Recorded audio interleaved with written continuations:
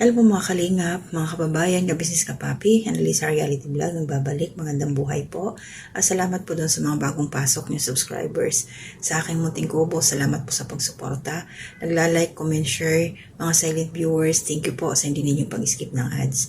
So, sabi nga ni Ma'am Bupil, pwede tayong mag-reaksyon kahit kanino, basta may resibo.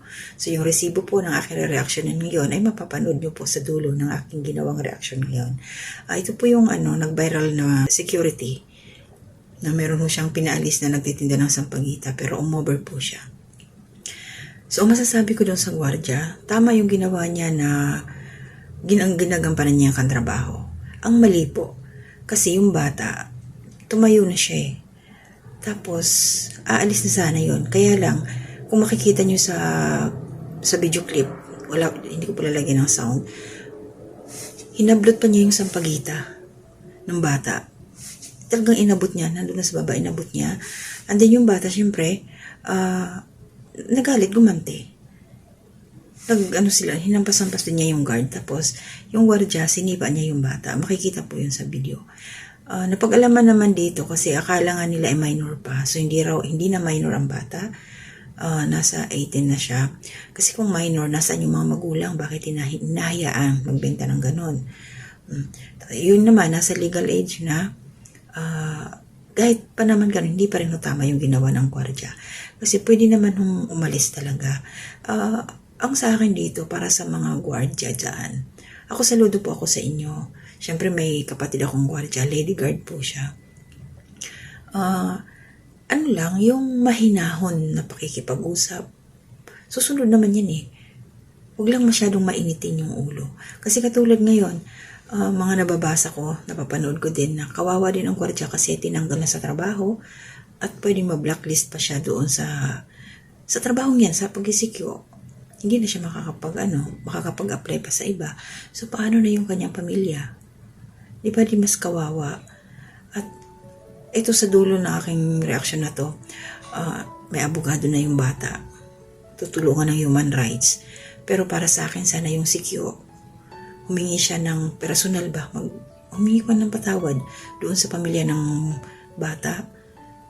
Makiusap siya sa agency nila kung mapatawad mo siya ng pamilya na huwag siyang tanggalin sa trabaho kasi ang hirap po ng buhay ngayon. Sa totoo lang. So ngayon, pag hindi na siya makapag-apply, hindi na siya tanggapin sa ibang agency, saan siya pupunta? Anong magiging trabaho niya? Kawawa, paano kung mayroon siyang anak, pinapaaral o maliit o kung anong may umaasa talaga sa kanya, di pa paano na? Kaya sana po maging silbing aral yun na maging mahinahon po tayo palagi. Huwag mong idadaan sa init ng ulo. Kasi, ayun, imbis na interview yung bata nang Mandaluyong Police, pinuntahan nila. Totoo na siya, estudyante, scholar, nasa private school, kaya nagsisikap yung batang ito. So, panoorin niyo po sa hulihan. Yun lang po yung akin. Sana maging aral talaga ito sa lahat. Hindi lang sa mga security guard. Kung ano man ang ating trabaho na ginagampanan, huwag idadaan sa init ng ulo kung mayroon man magiging problema. Chill lang. Mag-isip-isip, relax muna. Pag naiinis ka na, gagalit ka na, huminto ka muna, huminga ka ng malalim. Hanggang sa ma-relax, hanggang sa makampante ka, yung iyong puso. So maraming salamat po sa suporta. Di ako magsa-shoutout kasi ito po ay doon sa viral na video na aking ginawa ng aking opinion ngayon. Magre-reaction na ako sa ka-business official mamaya. Sunod-sunod po yan hanggang sa kalingap. So ingat po tayong lahat. Hanggang dito na muna. To God be the glory. Kagabi po, na-locate namin at na-identify po yung bata. Pero ika-clarify lang po namin na hindi na po siya minor. Siya po ay isang 18 years old na babae at kasalukuyan po. Lehitimo po na siya ay isang estudyante sa isang private school. At napuntahan nga po namin sa bahay nila doon sa Quezon City at talagang yung pagbebenta po ng sampagita, ayun po ang ikinabubuhay ng pamilya.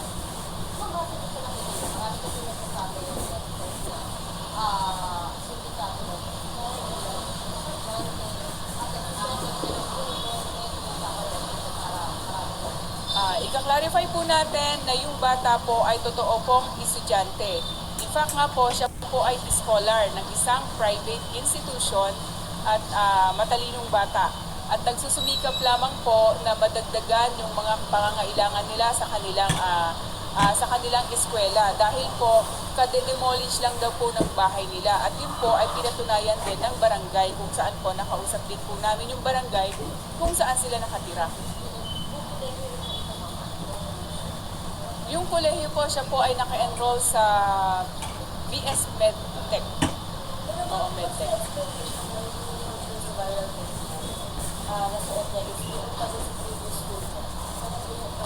Ang paliwanag niya po, bit-bit niya yun kasi pagkagaling sa school, nagmamatch din dun sa ano niya. Ayaw niya na yung current school niya ang suot niya.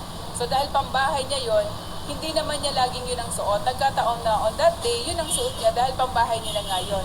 Kumbaga, ipinapalit niya pagkagaling niya sa eskwela. But there are times din na naka-t-shirt siya. Nagkataon na since pambahay niya na yun, yun ang suot niya that time na nangyari ang insidente.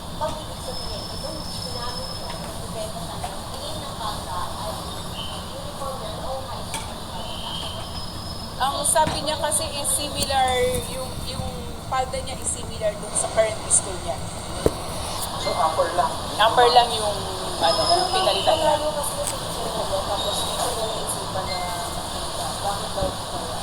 Ang sabi niya, kaya siya dito sa may Mandaluyong area nagtitinda kasi mas mabilis mas mabilis ang kanyang benta.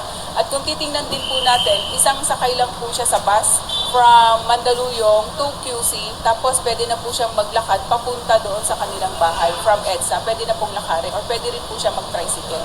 Base sa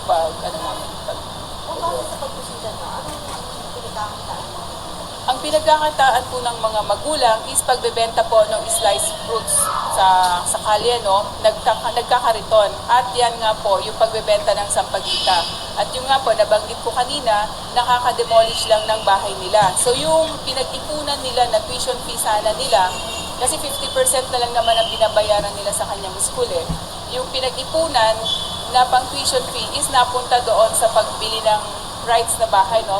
I think 4x4 lang yung bahay na binili nila para meron silang matirahan.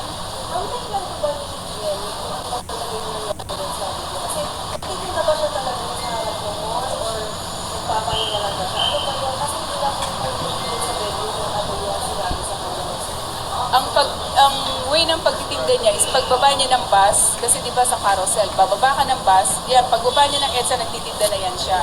And that time talagang mega mall at sa iba pang within EDSA. At yung panahon na yan, syempre naglakad siya ng mahaba. Nagpahinga siya, umupo. Tapos yun yung nangyari with the security guard. Hindi niya raw po alam niya na nagbebenta rin yon pero hindi niya po kasama na taga Quezon City.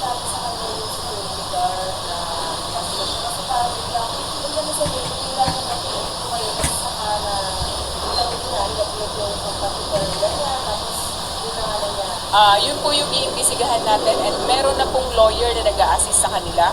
So I will not divulge po kung ano yung talaga nangyari doon kasi yung lawyer po nakausap na niya ang magka-clarify po niya. Sa ngayon po, kagabi, wala pa po silang talagang plano kung magpa-file ba ng case against the security guard at dun sa vlogger na nag-upload ng video na yon. So, meron na nga po siyang lawyer na pre-provide po ng Commission on Human Rights at siya po ang mag-a-assist kung ano po talaga yung gagawin ng buong pamilya. Identified po.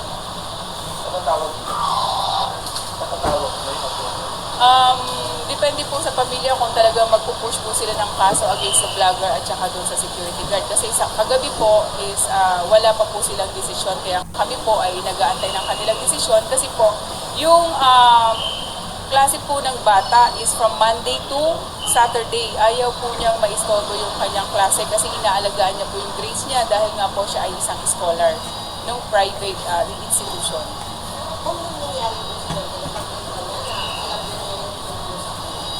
Hindi niya po alam kasi Yes, December 17, 2024 po nangyari yon at initially na-upload na yan pero nakiusap sila na tanggalin tapos in-upload ulit kahapon nung vlogger.